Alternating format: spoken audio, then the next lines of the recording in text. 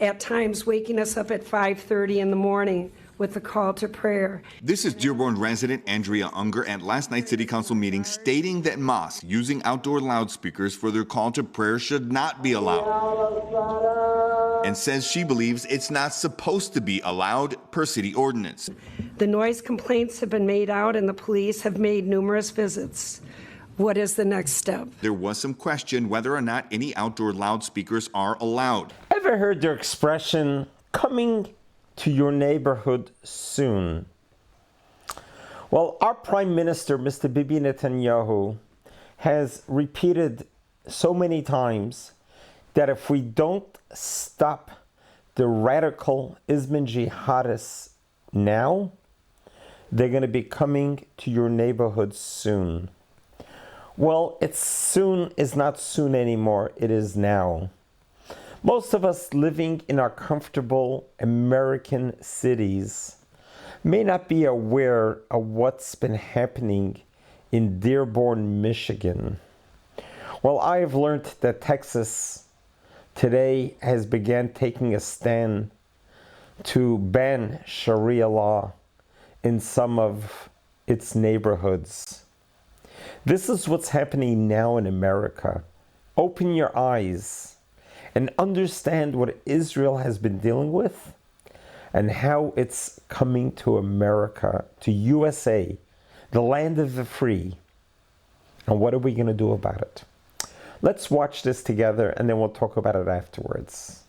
Kindly subscribe to our channel so that a little bit of light can push away a lot of darkness. We are allowed to take control of our own country. We're allowed to say, no, you're not going to Islamicize our cities. No, you're not going to do that. This is America. Okay, I want to actually go back to Dearborn for a moment. Because as we talked about Dearborn a little bit on the show recently, and I've been aware of the Islamicization of Dearborn, I hadn't really looked into it that deeply. But the more you look into it and the more research you do about what's happening in Dearborn, it is insane.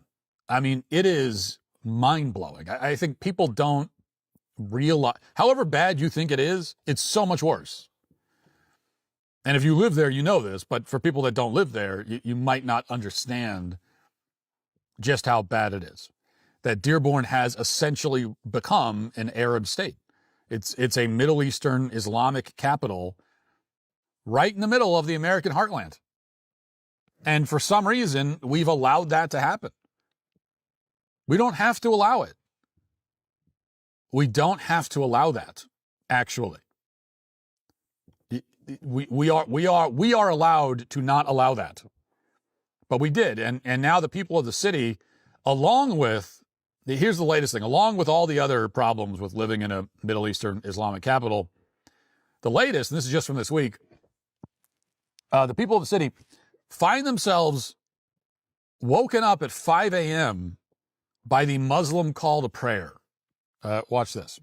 But the mosques in East Dearborn are now at times waking us up at 5:30 in the morning with the call to prayer. This is Dearborn resident Andrea Unger at last night's City Council meeting stating that mosques using outdoor loudspeakers for their call to prayer should not be allowed, and says she believes it's not supposed to be allowed per city ordinance. The noise complaints have been made out and the police have made numerous visits. What is the next step? There was some question whether or not any outdoor loudspeakers are allowed, something that was not clarified, only that more evidence is being gathered. But CBS Detroit did examine Dearborn's noise ordinance and found that loudspeakers between the hours of 10 p.m. and 7 a.m. are in violation of the ordinance. So that is the sound you get to hear if you live in a city in Michigan. That's the sound. And I was talking about this on X and somebody said, I saw a few comments that said, well, what about church? What about church bell? You got a problem with that, with the Muslim call to prayer over the loudspeaker? But what about church bells? You got an issue? What's the difference? Well, I'll tell you the difference. Number one, church bells are much more beautiful. Number two, church bells don't ring at 5 in the morning. And number three, America is a Christian country. Okay, at its core, at its root, philosophically, historically, America is a Christian country.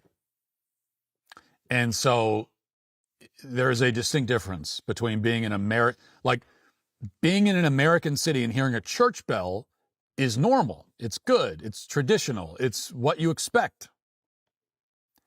Hearing that sound over a loudspeaker coming from a mosque is not normal. It's not traditional. It's not American. It's just not. And now the city council president apparently conceded that the call to prayer, the level that it's being blasted over a loudspeaker is a violation of noise ordinances in the city, in particular doing it at 5 in.the. But so far, as I know, nothing's been done about it. They're just kind of shrugging it off. And there's no surprise about it. No surprise about that. Remember, we just talked about a guy showed up at a council meeting to object to the fact that they're renaming streets after, some Muslim guy. And the mayor, Abdullah Hamoud, yelled at the guy for complaining and told him he's not welcome in Dearborn. So that's how things are going in Dearborn. Now, here's an update on that story from the New York Post. There is an update on that. At Dearborn, Michigan's first city council meeting since his clash with a local Christian minister went viral after a heated exchange over a controversial honorary street sign naming Mayor Abdullah Hamoud declined to apologize for his saying the minister was not welcome here and that he would launch a parade when he left town. It's kind of a rough paragraph. That was not a well-written, and also I just can't read. So we've got, speaking of low IQ, we got two problems. We have two problems colliding right now. Anyway, Ted Barham, the same Christian minister, opened his remarks at Tuesday's meeting by repeating the words that went viral at the previous one on September 9th. Barham said, "The mayor, in a way, cursed me, as was seen around the world, and I would like to repeat what I said that day to you, Mr. Mayor. God bless you." Barham said he had no plans to file a lawsuit despite pressure from supporters. "People have been saying I should do that all over the world. I have no intention of doing that, of filing a lawsuit." Instead, he urged the council to consider his larger message. Bless those who curse you. Love your haters. And I would say that in regard to Hezbollah as well. I would say that in regard to Mr. Sublani. And I would say to Israel too. Love your haters. Okay.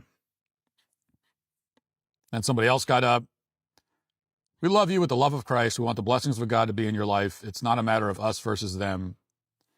And then this was someone else speaking and said, but asked the mayor, do you definitively, unequivocally, by name, denounce Hamas and Hezbollah, or do you support them? So the Christian citizens in the city are being very forgiving and nice about it, which is unfortunate and inappropriate, actually, and shameful. There is nothing in the Christian faith that requires you to be a pushover. Quite the opposite. The Christian faith is a warrior faith. Put on the armor of God. It's a warrior faith. And that does not mean that we be pushovers. There is nothing that requires you to be a weak, limp-wristed wimp. And this is what I wish Christians in this country would understand. And so many do not, after years of going to these effeminate liberal churches. And they hear things like turn the other cheek.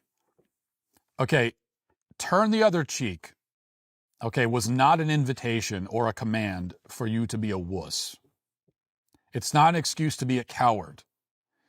And turn the other cheek only ever applies to insults against you personally. That's the only time when we should ever be talking about turn the other cheek. It does not apply to offenses against your family, against your friends, against your country, against your faith. You should not be turning the other cheek in those cases. Turning the other cheek in those cases is not turning the other cheek, it's turning your back. Okay, Jesus said turn the other cheek. He didn't say turn your back on the people who you're supposed to be loyal to, on your principles, on your values, on your faith, on your family. Didn't say that. That's betrayal. And in this case, if you're a Christian in Dearborn, all of those things are under attack. Your country's under attack. Your faith, your friends, your family are all being attacked and insulted and degraded. When the mayor of Dearborn said to that Christian pastor, "You're not welcome here," he wasn't Okay, it's fine if the pastor wants to say, well, I personally am not going to take offense to that. Fine. He wasn't just talking to you, though, Pastor. He was talking to every Christian in your community. That's what he was saying. Okay, he was saying Christians are not welcome here. And so getting up there and just saying, well, God bless you, I love you, that's not a good enough response. It's not good enough. You should be righteously angry about it. And you should sue him. That's justice. That is you defending your faith, defending your country. It is an attack not just on you individually, but on your faith, your country, your family. So no, you don't just forgive him and move on. You should sue. You should fight back. He can't say that to you. He can't. The mayor of the town cannot get up there. You, as an American, as a American Christian citizen, how dare he? You get up there and say that, like, you don't want your street names named after this, like, Muslim guy. Okay, this is not even putting aside he supports Hamas and Hezbollah. That is almost irrelevant. Okay, he's not an American hero. No, we're not going to have Omar Sablani Street in America. We're not going to have it. And you have every right to say that. And so how dare he stand up there and say, you're not welcome here? He has no right to say that to you. As a public servant, he has no right to say that to you. And so I really get tired of this kind of response. Oh, well, I'm going to be the bigger man. Oh, give me a break. Now, at a certain point, like, being the bigger man is not, at a certain point, you got to get down in the mud and have this fight, okay? At a certain point, you got to get down in the mud and have the fight. Now, unsurprisingly, by the way, the mayor did not elect to issue any kind of apology. Why would he? I mean, they're letting him off the hook. So why would he apologize? I mean, when you get up there and say, I forgive you, God bless you, God bless you, but I'd like an apology, mister. Why would he apologize? He had no reason to apologize. Now, maybe if you got up there and say, you know what, I'm going to sue you into the ground. How dare you speak to me that way? I'm an American citizen. You watch your mouth. You don't talk to me that way. I'm going to sue you. I'm going to sue you into bankruptcy. Okay? I'm going to haunt your dreams for the rest of your life. I'm going to come after you. Now, if you say that, maybe you get an apology. And then maybe after you get the apology, maybe you could drop the lawsuit. Maybe you could say, after you've gotten submission from this guy, he submitted to you and apologized and groveled. That's what you should be saying. I want you to you better grovel, not to me, but to all the citizens of this community and this country and all the Christians that you just insulted. You better get down on your knees and grovel and apologize, or I'm going to sue you into the ground. You son of a... Okay? That is how you should respond. But you didn't. So instead he just ignored it. Back to the article. When Hamoud spoke later in the evening at the meeting, he did not answer the many calls for an apology. Instead, he said, Dearborn represents the best of America, where people of all backgrounds, of all faiths, and of all beliefs can live peacefully and respectfully as neighbors. Except you just told him to leave. But he gets away with this. And he talked about how we shouldn't be divisive and all this nonsense. With only 2 names on the ballot in the next mayor election, the clash over religious freedom and free speech sparked by Barham's remarks and the mayor's response may become the defining issue for voters. Yes, there is a mayoral election coming up in Dearborn. And by the way, the Republican challenging the incumbent, his name is Abdullah. Well, the incumbent, his name is Abdullah Hamoud. The guy challenging him is Naji Almud Heji. And just so you know, just giving you a little, just to give you the lay of the land in Dearborn, the mayor, his chief of staff, Mayor Abdullah's chief of staff, is named Zainab A. Hussein. The chief of police in Dearborn is Isa Shaheen. And he oversees, of course, the department, and the biggest division is the patrol division. And the guy who's the commander of that is Madhu Bazi. Public health director in Dearborn is Ali Abazid. And there's also, of course, city council members Kamal Aswafi and Mustafa Hamoud. Again, just to remind you, this is a city in America. I am not reading from the organizational flowchart of a city in Saudi Arabia. This is the American Midwest. This is the American heartland. A place where you will now be woken up by the Muslim call to prayer at 5:30 in the morning. And then you can get in your car and drive to work down Osama Simblani Lane, to get to your job. The article, the Post article we just read, says that this is an issue. This is a clash of religious freedom. But, on the religious freedom point, I agree with the writer Patrick Casey, who posted on X yesterday. He said this: freedom of religion was a noble thing, would it encourage brotherhood between Europeans who spent centuries slaughtering each other over religious differences in the old world. But combined with mass third world immigration, freedom of religion has yielded less noble fruit. Well, that is a very diplomatic and eloquent way of putting it. And the point is just irrefutable, really. Our founding fathers did not have this in mind. They did not have in mind that we'd have American cities run by guys named Hamoud. Okay? They just didn't. Who shout down Christian citizens and tell them they aren't welcome. Who name streets after Muslim, figures. Have the Muslim call to prayer blasting through the streets. Where the Muslim immigrant population outnumbers the American population.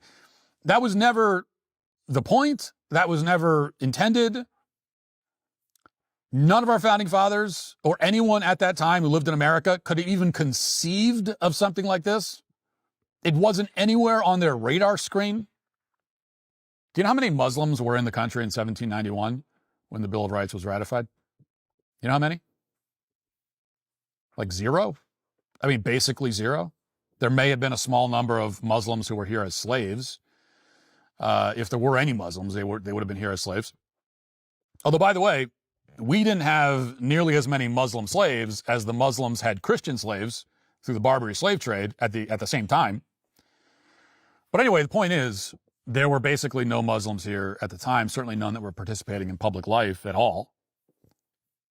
So the guys who came up with the idea of religious freedom and codified it into law, they didn't have this in mind. Like that is not a debate. I mean, there's nothing to debate there. That's not, I don't need to speculate. It's just a fact.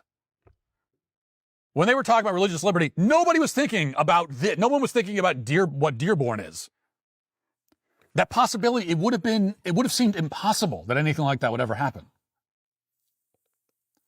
They just didn't have Islam in mind at all. They knew what Islam was, obviously. I mean, Thomas Jefferson was at war with Muslims. But, James Madison, when he wrote the First Amendment, this is not what he was thinking about. Religious freedom, as Patrick Casey said, what they were thinking about is peace and unity among the various Christian denominations. That's what the concept was meant for. This is why it's so hard for people these days to understand what was going on. And when we read founding documents and the letters and things that founding fathers were writing, what people don't get is that this was a conversation happening among Christians. And that was always just the base level assumption, is that these are all of this. We're talking about Christians. And there just weren't anyone else here. No one else was here. The idea that Islamic migrants would be imported en masse was, again, not on the radar. Wasn't considered. What's happened in Dearborn, none of the founders of our country ever remotely considered that possibility, and if they had considered it, they would not have approved. Religious freedom was supposed to allow Christians to live peaceably among each other, and now it's being used as a cudgel against us, as a Trojan horse to turn our communities into Pakistan. We don't have to allow this. Our founding fathers certainly would not have allowed it. We should not allow it. This is our country. We are allowed to take control of our own country. We're allowed to say, no, you're not going to Islamicize our cities. No, you're not going to do that. This is America. That's the Middle East. We don't want America to be the Middle East. I think we're pretty well justified in not wanting that. I think we can look over there and say, you know what? We don't really want that. We don't want any part of that. We don't want any part of that at all. We're allowed to think that. We'd be crazy not to. And we're allowed to take steps to make sure that it happens. America is not a Muslim country. If it ever became a Muslim country, it would no longer be America. That doesn't mean that Muslims can't live here. That's not what anyone is saying. What it does mean is that you need to assimilate into our culture rather than erasing our culture and supplanting it with yours. That's what it means. Which is the same expectation that every other country on the planet has. It's certainly the expectation that every single Muslim country has for any of the people that they allow in, which aren't many. And you notice that at this point, Muslims account for a huge disproportionate number of migrants generally, and especially ones coming from overseas, most specifically, but they come here. You know, they don't.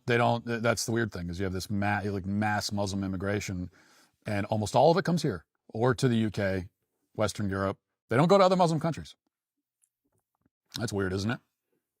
One of the reasons for that is that these other Muslim countries are not, they're just not very welcoming of outsiders. And if they do bring you in, and that's to put it mildly, but if they do bring you in, yeah, you're going to assimilate to this is our country, this is our culture. We'll invite you in. Maybe if we do, you need to assimilate to us.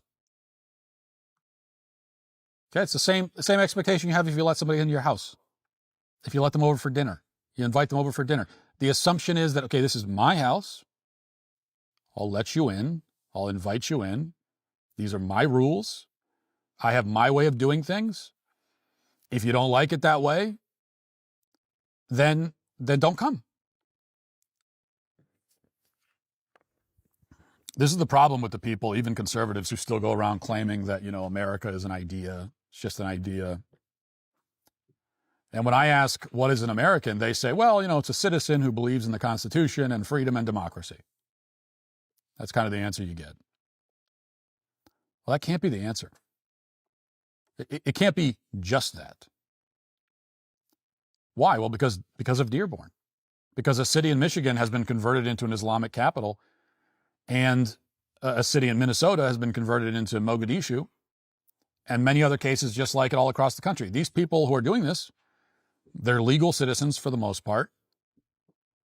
The Somalis in Minnesota, the Muslims in Michigan. Legal citizens. And also they will say, if you ask them, that they do love the Constitution, and they do love democracy, and they do love freedom. And who's to say they don't? I mean, all that stuff allowed them to come here and turn our communities into third world enclaves, so I'm sure they do love it. I believe them. So does that make them American, and that's just the end of the discussion? If the entire country resembles Dearborn 50 years from now, is America still America? I mean, that really is the question. And I'm not even saying necessarily that the entire country will resemble Dearborn in 50 years, although maybe it will. Or maybe it takes 75 years. But this is the question that kind of, has you thinking about it makes the point, right? That if America did become Dearborn, and these are all legal citizens, and they all love the Constitution, is America still America? Obviously not. Obviously, that's not what America is supposed to be. And I get it. The whole America is an idea thing, I used to say that stuff too. I'll admit that. Go back 8 or 9 years, and you can hear me repeating the same kind of cringe nonsense. I think it's embarrassing now. But I did say it. I believed it at the time. But it isn't true. And I understand that it feels a bit jarring to give up on that line to admit that America is more than an idea and more than just a geographic area and more than an economic zone. It's jarring because it brings with it all kinds of implications that you'd rather not have to deal with. But the implications are here, whether you want to deal with them or not. Just ask yourself and be honest. Look at Dearborn. Is that America? Is that what America is supposed to be? Is that what you want America to be? If 100 more American cities turn into Dearborn, if 500, 1,000, is that okay? Is it okay with you? If you have children, do you want them to grow up in Dearborn? No. No, you don't. And you shouldn't want that. And we are allowed to take steps to prevent that. Wow, quiet, revealing, and it's important to be in the know.